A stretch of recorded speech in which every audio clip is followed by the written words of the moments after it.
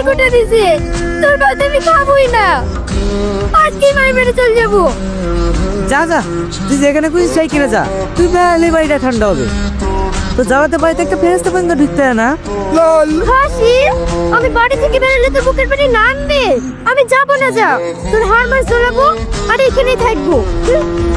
তুই যাবে নিশা তো আমি ভালো করেই জানি। সারা জীবন আমার ঘাড় চেপে থাকবি।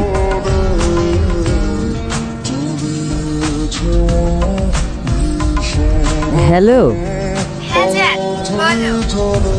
আমার সোনা কি করছে? তোমার সোনা বসে আছে, আর আমার জান কি করছে? এই তো সোনা, কলেজের ক্যান্টিনে বসে আছি। কি করি